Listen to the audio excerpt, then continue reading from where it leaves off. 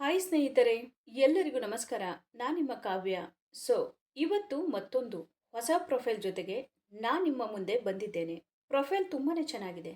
ನಿಮಗೂ ಕೂಡ ಇಷ್ಟ ಆಗುತ್ತೆ ಅಂತ ಅನ್ಕೊಂಡಿದ್ದೇನೆ. ಇವರ ವೈಯಕ್ತಿಕ ಪರಿಚಯ ಬಂದು ಹೆಸರು ಕೃತಿಕಾ, ಊರು ಬೆಳಗಾವಿ, ವಯಸ್ಸು 29 ವರ್ಷ ತುಂಬಿದೆ. ಮೈ ಬಣ್ಣ ಗೋಧಿ ಬಣ್ಣ, ಎತ್ತರ 4.9 ಅಡಿ ಎತ್ತರ. ಸಮಸ್ಯೆ ಎರಡನೇ ಮದುವೆ ಆಗಬೇಕು. ಕೆಲಸ ಗೃಹಿಣಿ. ಅನುಭವ ಗಂಡನಿಂದ ಆಗಿದೆ. ಆಸ್ತಿ ತಕ್ಕ ಮಟ್ಟಿಗೆ ಇದೆ. ಹಾಗೇನೆ ಸ್ನೇಹಿತರೆ, ಇವರ ಹತ್ತಿರ ಇರುವ ರೆನಾಲ್ಟ್ ಡಸ್ಟರ್ ಕಾರಿನ ಬಗ್ಗೆನೂ ಫುಲ್ ರಿವ್ಯೂ ಕೊಟ್ಟಿದ್ದಾರೆ. ಇದರ ಬಗ್ಗೆನೂ ಸಂಪೂರ್ಣವಾದ ಡೀಟೇಲ್ಸ್ ಕೊಡ್ತಾ ಹೋಗ್ತೀನಿ. ಸ್ಕಿಪ್ ಮಾಡದೆ ಕೊನೆ ತನಕ ನೋಡಿ. ಎರಡನೇ ಮದುವೆಗೆ ಕಾರಣಗಳು.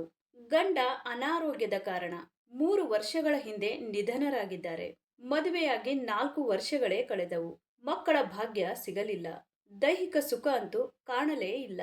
ಎರಡನೇ ಮದುವೆ ಆಗೋಣ ಅಂದರೆ ಯಾರು ಒಪ್ಪುತ್ತಿಲ್ಲ. ಬಾಳು ನಡೆಸಲು ಗಂಡ ಬೇಕು. ಒಂಟಿ ಜೀವನ ಸಾಕಾಗಿದೆ. ಹೊರಗಡೆ ಕೆಲಸಕ್ಕೆ ಹೋಗೋಣ ಅಂದರೆ ವಿದ್ಯಾರ್ಹತೆ ಇಲ್ಲ. ಮನೆಯ ಜವಾಬ್ದಾರಿ ವಹಿಸಿಕೊಳ್ಳಲು ಆಗ್ತಾ ಇಲ್ಲ. ಹುಡುಗ ಹೀಗಿದ್ದರೆ ಸಾಕು. ನೋಡಲು ಹೇಗೇ ಇರಲಿ, ಜವಾಬ್ದಾರಿಯ ಬಗ್ಗೆ ಗಮನ ಇದ್ದರೆ ಸಾಕು. ಬದುಕಿನ ಪಯಣ ಸಾಗಿಸಲು ಪ್ರೀತಿ ಬೇಕು. ದುಡ್ಡಿನ ಅವಶ್ಯಕತೆ ಇಲ್ಲ. ತೃಪ್ತಿ ಆಗುವಷ್ಟು ಸುಖ ನೀಡಿದರೆ ಸಾಕು.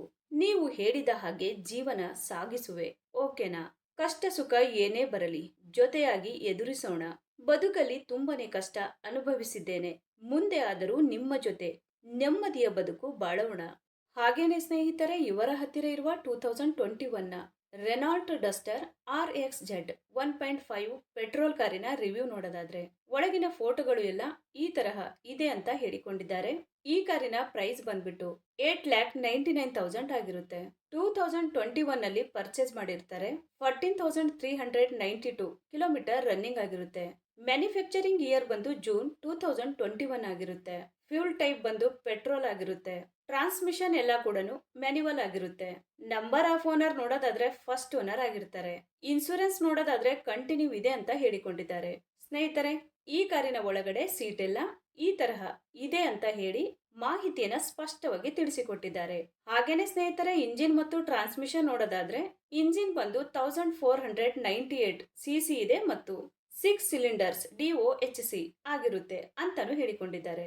ಮತ್ತೆ ಇಂಜಿನ್ ಟೈಪ್ ಬಂದು 1.5 H4K ಇಂಜಿನ್ ಆಗಿರುತ್ತೆ ಅಂತಾನು ಹೇಳಿಕೊಂಡಿದ್ದಾರೆ. ಹಾಗೇನೆ ಮ್ಯಾಕ್ಸಿಮಮ್ ಪವರ್ ನೋಡೋದಾದ್ರೆ 105 BHP ಮತ್ತೆ RPM ಬಂದು 5600 ಅಂತಾನು ಹೇಳಿಕೊಂಡಿದ್ದಾರೆ.